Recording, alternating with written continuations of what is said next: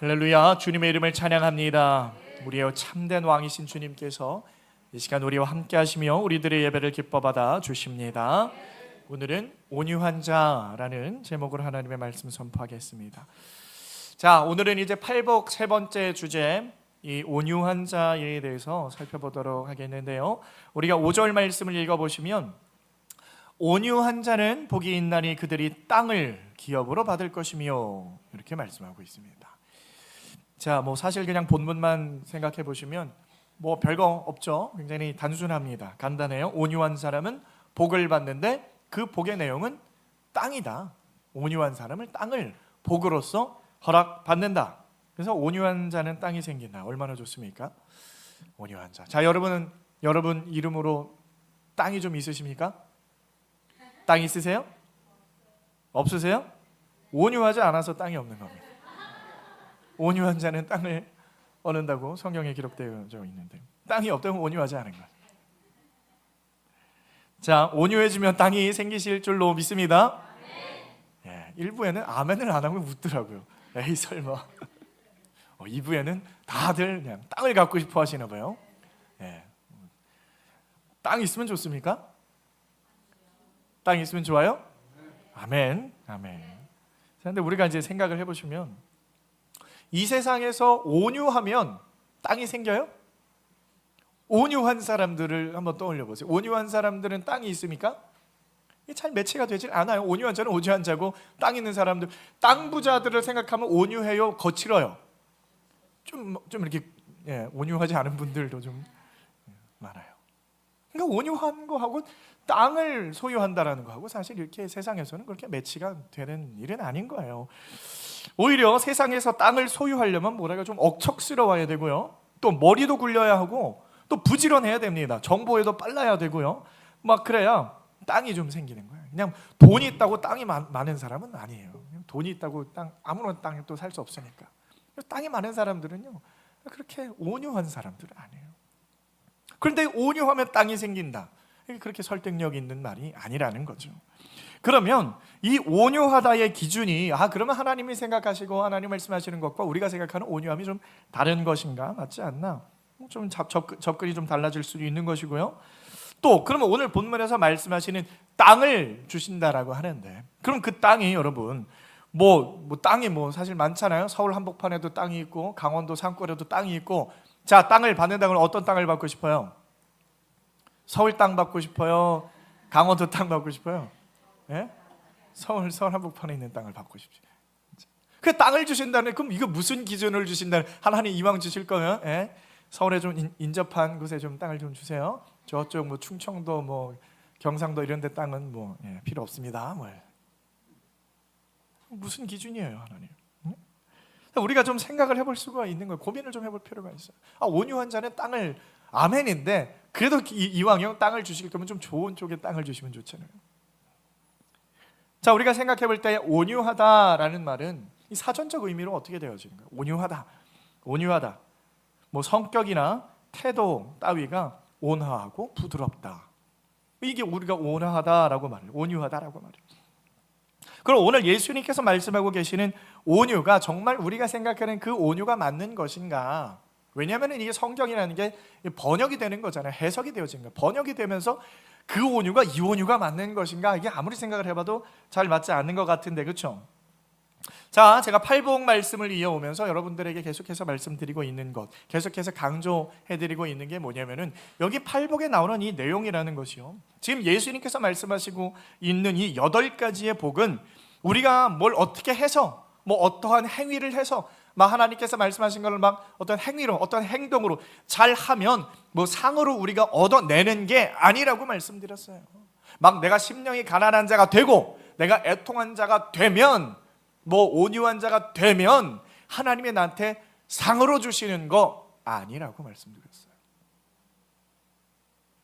이런 복들은요, 오히려 누구든지 예수 그리스도를 믿는 자들, 그 교회로 불러 모아진 자들에게 은혜로 하늘의 신령한 복으로서 주어지는 것이라고 제가 말씀드렸어요.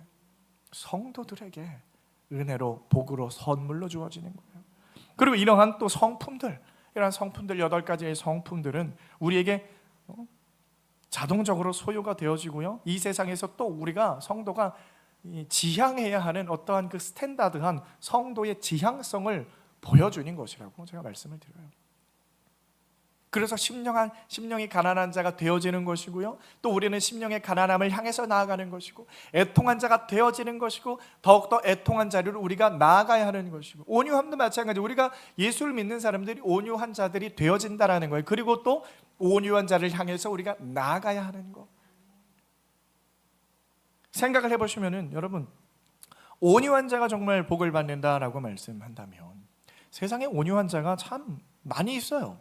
얼마든지 있습니다. 오히려 예수를 믿는다고 하는 사람들보다 예수를 믿지 않는 사람들 중에서도 온유한 사람이 굉장히 많아요. 여러분들 인생 살면서 그런 거 느끼십니까? 아, 저 사람은 예수를 믿지 않는데도 정말 온유해. 어떻게 저렇게 온유할 수가 있지?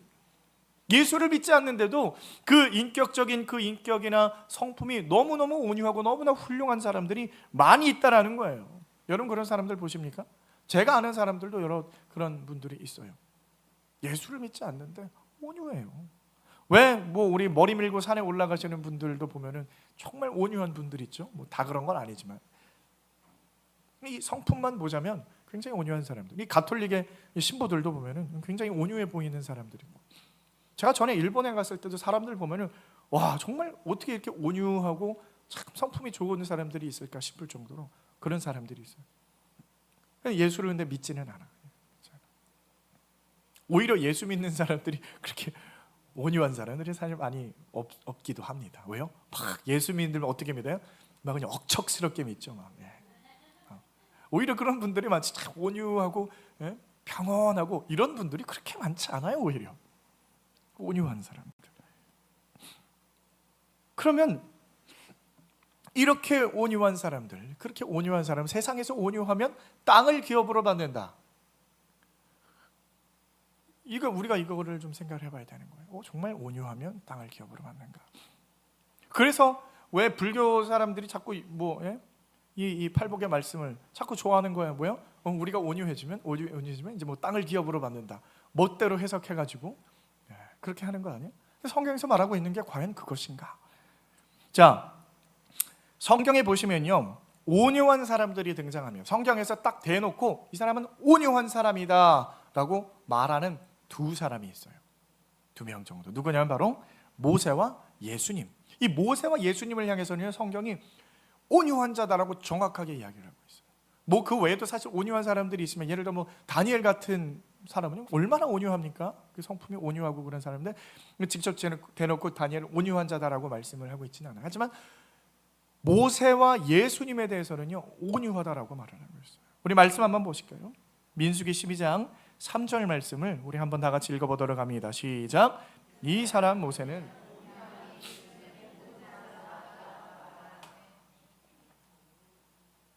자, 성경은 모세의 그 온유함이 뭐라고 말해요? 땅에 사는 사람 중에 최고다. 땅에 있는 모든 사람 중에 모세의 온유함이 최고다. 와, 이게 극찬을 하고 있는 거예요. 대단한 극찬을 하고 있어요. 모세가 온유한 점이 많죠. 굉장히 온유한 사람인 건 맞습니다. 모세오경에요, 모세가 엎드렸다라는 표현이 굉장히 많이 나와요. 고라라는 사람이 이제 많은 사람들을 이끌고 와가지고 항변을 합니다. 모세에게 당신이 막 어쩌고저쩌고 하면서, 그때 모세가 고라에게 엎드렸다라고 그래요. 엎드리면서 말을 하는 거예요. 엎드리면서. 그리고 또 모세에게 막 이렇게 항변하는 사람들, 그의 형과 누이 이 아론과 미리암이 와가지고 막 모세를 질책할 때도 그때도 엎드렸더라, 그런 표현이 나와요. 그래서 이 모세를 향해서 엎드렸다라는 표현이 굉장히 많이 나옵니다. 온유한 자가 맞아요. 그런데 우리가 또 모세를 생각해보면 또 한 방면으로는 그렇게 온유한 모습이 있는데 또 어떤 모습을 보면 또 그렇게 일관성이 있는 것 같지는 않아요. 왜냐하면 자, 모세를 생각해보세요. 모세가 또 뭘로 유명합니까? 이게 욱하는 성질로 또 유명하죠. 그가 아직 이제 왕자의 신분으로 있을 때 군인을 어떻게 죽였어요? 주먹으로 때려 죽였어요, 여러분. 사람을 주먹으로 때려 죽이려면은 한 대 때리면 죽나요? 여러 대를 심하게 아주 어떻게 때렸길래 주먹으로 사람을 때려 죽인, 일반 연약한 사람들도 아니고 애굽의 군인이에요. 군인. 애굽의 군인을 주먹으로 때려 죽였다 하면 이게 보통 성질로는 이렇게 죽일 수가 없는데 그걸 온유하다라고 표현할 수 있는지. 거기서 끝나진 않죠. 네? 하나님을 만나기 전이어서 그렇다라고 하는 사람이, 그 하나님을 만나고 나서도 생각을 해보면요, 이 모세가요 하나님 앞에 막 못 살겠다고 땡깡 부리고 막 이런 적도 많이 있어요. 그리고 막 이스라엘 백성들을 향해서 막 성질을 막 이렇게 내고 막 화를 내고 호통치고, 시내 산에서 하나님의 말씀 그 두 돌판을 받아가지고 이제 내려와야 되는데, 예? 너무 온유해서 그 두 돌판을 그냥 산 밑으로 던져버리고 막 달려 내려가서 어떻게 합니까? 예? 그 우상 숭배하는, 송아지 놓고 우상 숭배하는 사람들 어떻게 해요? 오늘 말씀 출애굽기 32장 20절 말씀을 한번 보실까요? 한번 같이 읽어보겠습니다. 시작. 모세가 그들이 만든 송아지를 가져다가 물에 뿌려 이스라엘 자손에게. 자, 여러분, 송아지 우상을 뭘로 만들었어요? 네? 금으로 만들었잖아요. 그 모형은 나무를 깎아가지고 그 위에 금을 부어가지고 송아지를 만든 거예요. 이거를 갈아가지고 마시려면 여러분 얼마나 곱게 갈아야 돼요? 근데 여러분 그 우상을 곱게 갈 수 있어요? 그 당시에 뭐 좋은 믹서기가 있습니까? 못 갈아. 그럼 뭘로 갈았을까요? 뭐 절구로 빻든지 어떻게 하든지. 그럼 그거 마실 수 있습니까? 굉장히 힘들었을 거야 아마. 근데 그거를 모세가 막 화가 나가 소리를 지르면 이거 너희들 갈아 마셔라 막 꾸역꾸역 막 마시면서 막, 거기에서 끝난 게 아니죠. 그리고 이 자들을 죽일 사람들 앞으로 나와라, 칼 쥐어줘가지고 죽여라 해가지고 그 사람들 칼로 죽여버려. 여러분, 이게 모세의 온유함입니다. 그 모습을 여러분 우리가 온유하다라고 표현을 할 수가 있어요. 참 아이러니해요. 그런데 아무튼 성경에서는 모세를 향해서 뭐라 그래요? 이 자는 온유함이 이 지면에서 최고다. 그럼 뭐가 맞는 거예요? 성경이 맞아요? 우리가 맞아요? 성경. 좋습니다. 모세는 온유한 사람이에요. 그게 진리입니다. 그런데 자, 모세가 만약에 온유한 사람이다 하면은 모세는 뭘 기업으로 받아야 돼요? 땅을 기업으로 받아야 되는데 모세가 땅을 받습니까? 못 받습니까? 모세는 가나안 땅에 들어가요? 못 들어가요? 못 들어가잖아요. 그럼 이게 어떻게 된 거예요? 어떻게 된 거예요? 문제가 생기죠. 그래서 우리가 생각을 해봐야 되는 부분이 뭐냐, 이 땅을 기업으로 받는다라는 것은 우리가 생각하는 그 땅이 아닐 수도 있다라는 거, 그렇죠?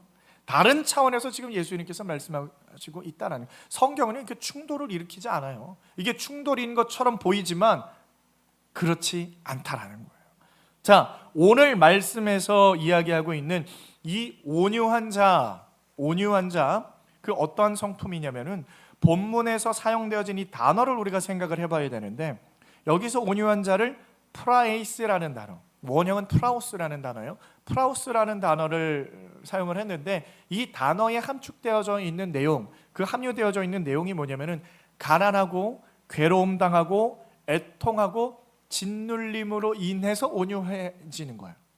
그러니까 온유함은 어떤 결과로서의 온유함인데, 그 근원이 가난함과 괴로움 당함과 애통함과 짓눌림, 어떤 이러한 내용들이, 그러니까 우리가 생각하는 성품이 온화하고 따뜻하고 부드럽고 여유가 있는 어떤 그러한 온유함과 지금 성경에서 말하고 있는 프라우스라는 온유함은 좀 이 말의 뉘앙스가 좀 다른 겁니다. 다른 거예요. 방향성이 좀 다른 단어예요. 그리고 이 프라우스라는 단어는요, 히브리어의 아나우라는 단어에서 이제 번역이 된 단어거든요. 그러니까 아나우라는 단어와 이 프라우스라는 단어가 둘 다 이제 비슷한 말이에요.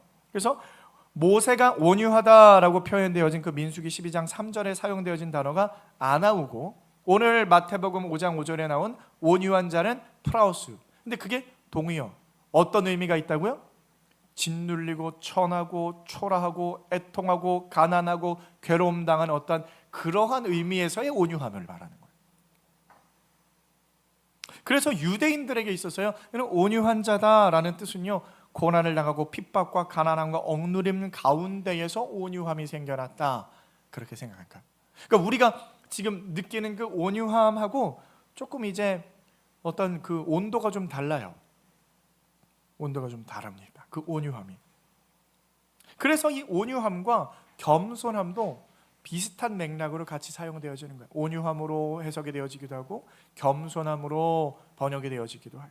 근데 겸손함이라는 것도 달라요. 우리가 우리 문학관에서 겸손하라라고 표현하는 건 뭐예요? 많이 가진 사람이, 많이 배운 사람이 마치 그러지 않은 것처럼 저는 뭐 그렇지 않습니다 라고 이렇게 어떤 자기를 좀 낮추는 어떠한 그런 말이나 행동에 의해서 우리가 이 사람은 겸손하다 그렇게 말을 하지만, 이 유대 문화권에서는 겸손하다가 그런 의미가 아니라는 거예요. 유대인들에게 있어서 그런 겸손하다라는 표현은 뭐냐면, 하나님 앞에 선 자, 하나님 앞에 섰을 때의 모습을 표현하는 단어가 겸손하다는 거예요. 하나님 앞에서는 누구나 겸손해지는 거예요. 겸손해져요. 하나님 앞에 섰을 때 우리들이 모습이 어떤 모습이라 그랬습니까? 첫 시간부터 우리 계속해서 들어왔던 말씀, 심령이 가난해지는 거잖아요. 하나님 앞에 드러낼 게 없으니까 하나님 앞에 그 영광 앞에, 하나님의 영광의 빛 앞에서 내가 드러낼 건 아무것도 없고 오히려 나의 더러움과 추악함을 발견해서 애통하는 모습, 뭘 하나님 앞에 할 수 없는 그 무능력함과 무가치함의 그 절정의 단계의 모습을 깨닫는 자로서 엎드려지는 거, 그걸 겸손이라고 말을 하는 거예요. 그 겸손함, 그래서 그 모습의 겸손함이고 그 모습의 온유한 모습. 그러니까 온유한 자라는 것은요, 심령이 가난한 자의 어떠한 표현되어지는 이 결과적인 모습인 거예요. 그러니까 심령이 가난한 자는 자연스럽게 어떤 자가 되는 거예요? 온유한 자가 되는 거예요. 온유한 자, 겸손한 자가 되는 거예요. 우리가 스가랴 9장 9절 말씀을 보시면 그 말씀에 이제 구원을 베푸실 왕의 예언의 부분에서 이런 구절이 나와요. 내 왕이 내게 임하시나니 그는 공의로우시며 구원을 베푸시며 겸손하여서 나귀를 타시나니 나귀의 작은 것 곧 나귀 새끼니라. 여러분 잘 아는 말씀이에요. 스가랴 말씀에 이 오실 그 구원자에 관한 어떠한 그런 예언을 이제 말씀하고 있는 부분인데, 여기에서 이제 겸손하여서 나귀를 타시나니 할 때 이 겸손하다, 그 단어가 바로 아나우라는 단어예요. 아까 말했던 이 가난하고 마음이 상하고 괴로운, 그런데 구원을 베푸실 왕이 나귀를 타. 여러분 이걸 누구를 의미하는 거예요? 예수님을 의미하는 거죠. 그러니까 예수님을 향해서 겸손하다라고 표현하는 것이고, 모세를 향해서 겸손하다라고 표현하는 거예요. 자, 예수님이 나귀를 타고 여러분 어디로 올라갑니까? 예수님이 나귀를 언제 타세요? 예루살렘에 입성하시기 직전에 제자들을 향해서 나귀를 데려와라 라고 나귀 새끼를 데려오고 그걸 타고 예루살렘에 입성하시잖아요. 예루살렘 입성해서 뭐 하는 거예요? 일주일 뒤에 뭐 하세요? 십자가에 못 박혀 죽으시기 위해서 예루살렘에 올라가는 거예요. 그 괴로움의 자리, 그 고통의 자리, 애통의 자리, 바로 십자가의 자리로 올라가시기 위해서 예수님께서는 올라가시는 거예요. 그래서 그 하나님께서 우리와 맺으신 그 언약의 대속물로 죽임당하시기 위해서 나귀 새끼를 타고 올라가신다. 그래서 예수님은 겸손하다, 온유하다. 그는 겸손하여서 나귀 새끼를 타신다. 쉽게 이야기하면요, 하나님의 언약의 성취를 해나가는 과정에서 하나님의 뜻 가운데에, 하나님의 말씀 가운데에 순종하는 모습으로 나아가는 그 모습이 바로 겸손하다, 온유하다라고 하는 거예요. 그러니까 더 쉽게 말하면요, 십자가의 길을 갈 때에 그 앞에 순종하는 모습이 어떤 모습이냐? 온유하다라는 거예요. 그게 겸손하다는. 그러니까 예수님이 겸손하여서, 예수님이 온유하여서, 그 말은 뭐냐면은 하나님의 말씀 앞에 아무런 저항 없이 아멘으로 순복하여 엎드리는 모습을 표현하는 것이 바로 온유하다라는 거예요. 이걸 모세에게 적용하면 뭐예요? 모세는 하나님의 말씀 앞에 저항 없이 엎드리는 거예요. 순복하는 거예요. 그게 온유하다라는 거예요. 그래서 십자가의 길을 걸어가는 데 있어서 반드시 필요한 마음이 바로 온유한 마음이다. 믿으십니까? 자, 그렇다면은 저와 여러분도 이제는 성도로 부르심을 받았다. 교회로 부르심을 받았다. 믿으십니까? 그러면 교회는 뭐 하는 자들이에요? 우리들은 십자가의 길을 걷는 자들이에요. 십자가의 길을 걷겠다고, 이제는 내가 십자가의 길을 가겠다고 다짐하고 결단하는 자들이 우리 교회인데, 그 넓은 길, 좁고 포기하고 좁고 험한 길을 선택한 자들. 그러면 그 십자가의 길을 걷는 자들, 우리들에게 요구되어지는 마음이 어떤 마음입니까? 바로 온유한 자의 마음인 줄 믿으시길 바랍니다. 그래서 이 팔복의 말씀 중에 기본이 되는 것이 바로 심령이 가난한 자라고 말씀을 드렸어요. 심령의 가난함이 없으면 온유한 자도 없는 거예요. 심령이 가난한 자다라는 그 마음 위에 여러 가지가 애통하는 자가 쌓여지고, 온유한 자가 쌓여지고, 마음이 청결한 자가 쌓여지고, 의를 위하여 굶주린 자가 쌓여. 그게 다 기본에서. 그러니까 심령의 가난함 위에, 여러분, 심령의 가난함은 뭐야? 마음 가운데, 영혼 가운데 의로움이 없다라 그랬어요. 의로움 없는 마음, 하나님 앞에 내어놓을 것이 없는 마음에, 자랑할 것이 아무것도 없는 가난한 마음. 그래서 하나님의 영광 앞에 섰을 때에 아무것도 아닌 자, 불가능한 자, 그 무익한 자로 발견이 되어지고, 그 앞에서 의로움이 아니라 나의 죄의 셈이 발견이 되어지고, 그래서 나의 그 더러운 죄로 말미암아 애통하고 원통한 그런 마음이 찢어지는 마음을 이렇게 느껴지고, 그래서 하나님 앞에 한없이 터져나오는 그 회개의 눈물로 말미암아 애통함으로 몸부림치며 떨고 있는 자들이, 여러분, 이제 회개함으로 실컷 울어요. 한 기도하면서 한 1시간, 2시간 막 울면서 기도하고 나면 이 마음이 어떻게 됩니까? 마음이 좀 시원해지죠. 개운해지죠. 그리고 막 힘이 좀 빠지죠. 힘이 쭉 빠져요. 그럼 자연스럽게 어떻게 되는 거예요? 온유한 자가 되는 거예요. 온유한 자. 그렇죠? 실컷 기도하면요, 하나님 앞에 회개하고 막 눈물로 얼굴이 막 퉁퉁 부어가지고 막 눈물 콧물 다 흘리면, 그렇게 기도하고 나면은 온유한 자가 되는 거예요. 온유한 자. 저항감이 없어지는 거예요. 그래요, 나는 하나님 앞에 죄인입니다. 아무런 저항이 없어요. 누가 나를 욕하고 나를 뭐 이렇게 핍박해도요, 저항이 없어져요. 맞습니다. 나는 죄인입니다. 나는 죄인입니다. 저항감이 없어지는, 그 저항감 없는 모습이 바로 온유한 자예요. 그래서 그 다음에 어떻게 되는 거예요? 하나님의 말씀에 귀를 기울이는 거예요. 하나님의 말씀, 애통함으로 실컷 울고 온유함으로 하나님의 말씀을 듣는데, 하나님 뭐라고 말씀하시냐? 십자가의 길을 가라. 십자가의 길을 가라 그러는 거예요. 그 고난받고 핍박받고 배신당하고 나는 이제 없어지고 나는 죽어지는 그 길을 가라고 말씀하는 거예요. 그게, 여러분 생각을 해보세요. 내가 결단코 가고 싶지 않은 길, 하나님께서 우리들에게 말씀해, 너는 이 길을 가야 되네. 난 막 가고 싶지 않아요. 하나님께서 우리를 치시죠. 우리 죄를 드러내시고 애통하는 자로, 온유한 자로 만들어내신 다음에, 너 이제 그 길 갈래 안 갈래? 그러면 가겠습니다. 아멘 하고 가는 거잖아요. 여러분, 우리를 항복시키는 거예요. 하나님께서 온유한 자로 만들어버리는 거예요. 왜요? 십자가의 길을 가야 되니까. 내가 죽어지고 내가 낮아지고 내가 없어지는 그 길을 가려면, 여러분, 나의 어떠한 강력하고 그런 굳은 의지만, 고집 이런 거 안 되는 거예요. 그래서 예수 믿기 전에는 우리가 어떤 길을 가요? 내가 원하는 길로, 내 고집대로, 막 내가 내 뜻대로, 내 생각하는 대로, 내가 가고 싶어하는 그 길로 막 돌아다녔단 말이에요. 근데 이제 예수 믿고 나서 하나님께서 우리를 치죠. 우리를 그냥 부셔뜨려요. 그냥 우리를 박살내는 거야, 인생을. 그리고 나서 어떤 길을 가라 그래요? 너 십자가의 길 가야지. 십자가의 길 가야지. 근데 아직도 살아서 파닥파닥거리면 어떻게 돼요? 우리를 죽이는 거죠. 죽이는 거예요, 우리. 그래서 내 신의 신을 벗어라. 그 신발 신고 여기저기 빠르게 돌아다니지 말고 신발 벗고 내가 가라고 하는 길을 가야지. 우리 망가뜨린, 우리 부서뜨린 거, 세상에서 원했던 거, 세상에 붙잡고 있던 거 다 그냥 흩어버리시는 거예요. 하나님 앞에 돌아서, 하나님, 저는 죄인입니다. 저는 죄인입니다. 애통하는 마음으로 온유한 자로서 십자가의 길을 가야 돼요. 그래서 우리 안에서는 주님만 드러내는 마음, 주님만 나타내는 모습. 그래서 우리에게 위로로 오시는 성령님, 애통하는 자에게 성령을 위로로 주신다 그랬잖아요. 애통하는 마음, 그 성령을 의지해서 오늘도 한 걸음 한 걸음 십자가의 길로 걸어가는 자들이 바로 온유한 자, 우리 성도들의 모습인 줄 믿으시길 바랍니다. 그래서 온유한 자는요, 엎드리는 거예요. 하나님 앞에 날마다 엎드리는 거예요. 하나님 앞에 순종하는 거예요. 자, 모세의 이름을 우리가 생각을 해보면요, 물에서 건져낸 자라는 뜻이 있어요. 물에서 건져낸 자.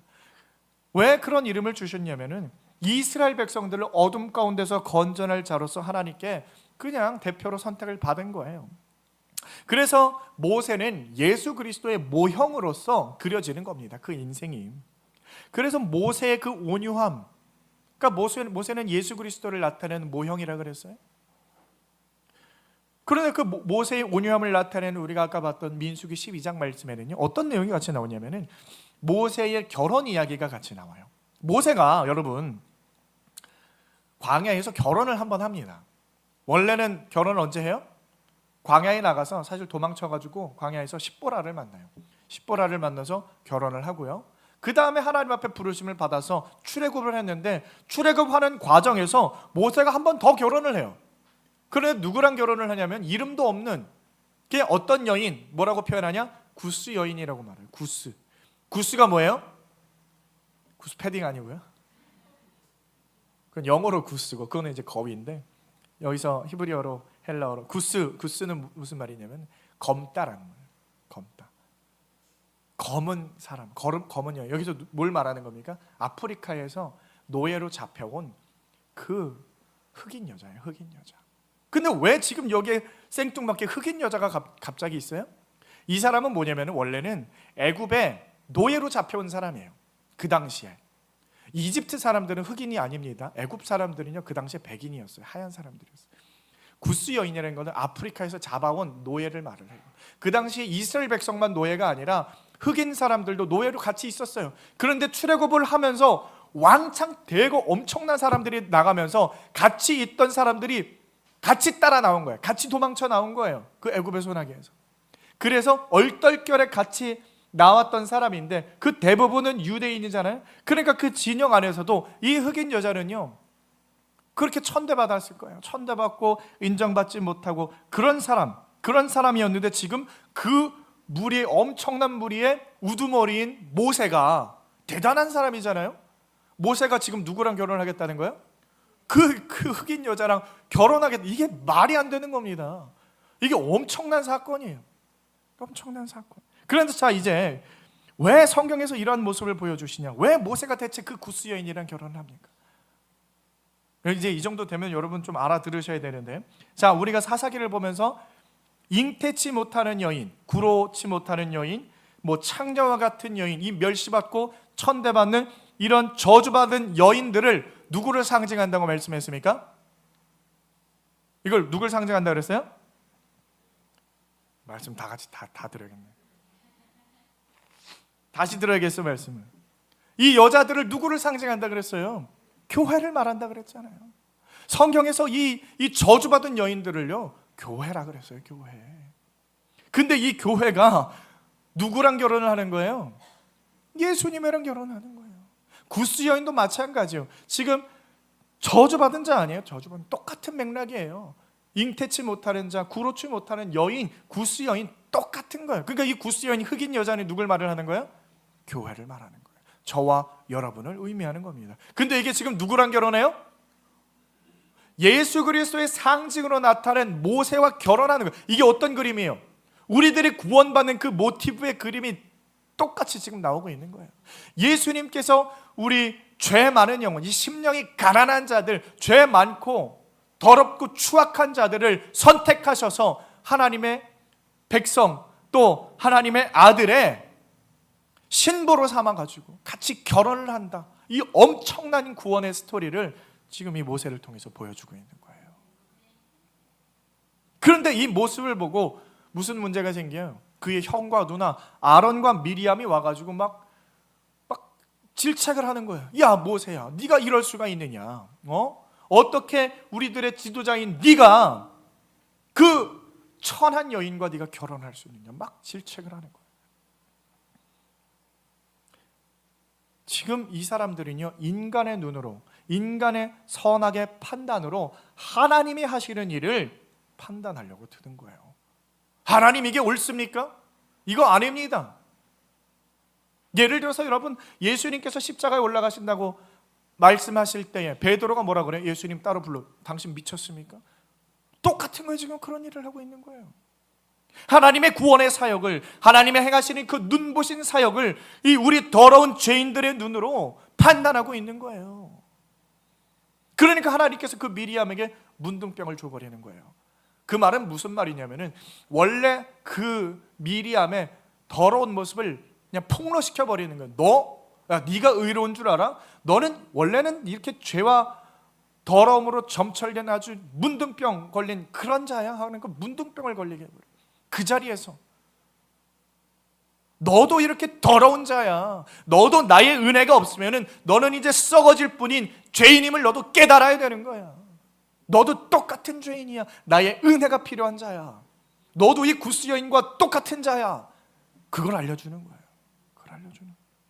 여러분, 온유라는 건 그런 거예요. 하나님의 뜻을 이루는 데 있어서 비록 그 길이 이 세상의 가치관과 이 세상의 어떤 풍속을 거스르는 일이라 할지라도 그 뜻이 하나님 보시기에 선하신 길이라면 우리가 아멘 하고 끌려가는 삶의 모습이 바로 온유한 자의 모습이다. 믿으십니까? 세상의 기준으로 여러분 모든 걸 판단하지 마세요. 세상은 그리스도의 길. 여러분, 우리들이 오늘도 예배에 나와요. 하나님을 섬기고 하나님을 찬양하는 모습이 얼마나 여러분 바보 같다라 그래요. 미련한 길이라고, 십자가의 길을 미련한 길이라고 말해요.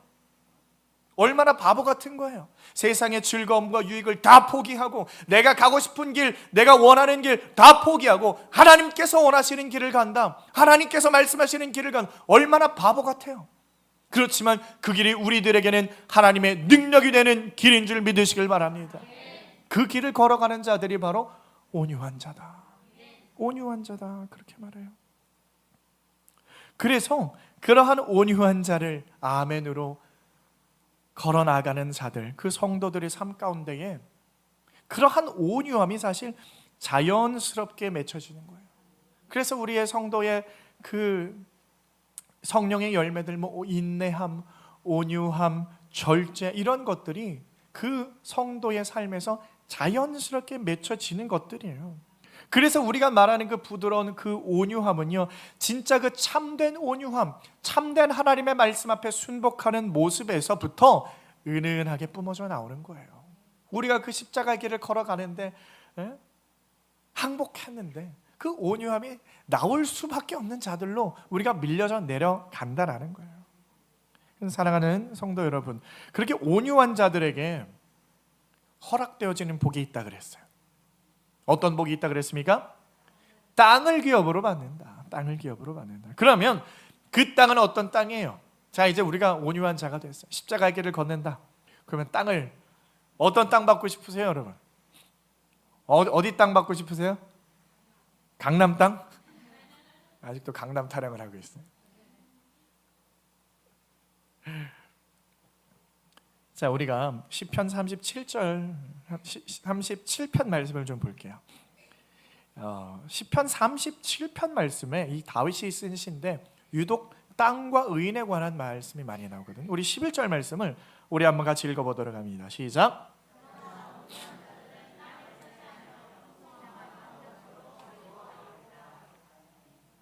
자, 온유한 자들이 뭘 받는데요? 땅을 차지한대. 22절 말씀 우리 넘어가 볼게요. 시작.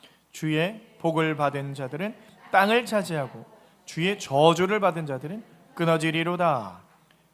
29절 시작. 의인이 땅을 차지하며. 자, 먼저는 온유한 자들이 땅을 차지한다 그랬고 그게 하나님의 복이라 그랬고, 이제 29절에는 누가 땅을 차지하며? 의인이. 자, 땅을 차지하는 건 누굽니까? 그렇단 말은 무슨 말이에요? 온유한 자는, 다시 말하면 의인이다. 믿으십니까? 온유한 자는 의인을 말을 하는 거예요. 의인이 땅을 차지한대요. 그리고 거기서 영원히 살. 여러분, 우리가 어디에서 영원히 삽니까? 하나님께서 허락하시는 그 땅에서 우리가 영원히 살 줄 믿으시길 바랍니다. 그럼 그 땅은 어디 땅이에요? 강남 땅이에요? 뭐 어디 땅이에요? 강남에서 영원히 사실 거예요? 강남 나중에 다 무너져요. 다 무너집니다, 여러분. 다 두루마리처럼 말려질 거예요. 그럼 어느 땅에 살 거예요, 여러분? 예? 하나님의 복을 받은 자들이요, 기업으로 받을 그 땅은요, 주님의 복을 받은 의인만 들어갈 수 있는 곳, 온유한 자들만 살 수 있는 곳. 그러니까 마음이 온유한 자는요, 의인들. 그 땅이 어디냐? 자, 그러면 모세도 받지 못한 그 가나안 땅, 그 약속의 땅이냐? 아니에요. 여러분, 가나안 땅은 뭐냐면요, 그 온유한 자들이 이제 기업으로 받게 될 그 땅의 어떤 모형이고 샘플로 보여주는 거예요. 뭐 그냥 모델하우스 같은 겁니다. 모델하우스 뭔지 아시죠? 모델하우스는 진짜 집이에요, 가짜 집이에요?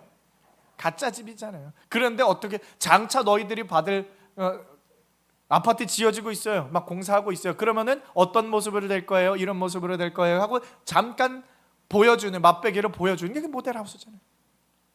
가나안 땅이 그런 거예요. 가나안 땅에서 영원히 살 거 아니에요. 뭐 에덴으로 우리가 에덴 동산 들어가서 살 거 아닙니다.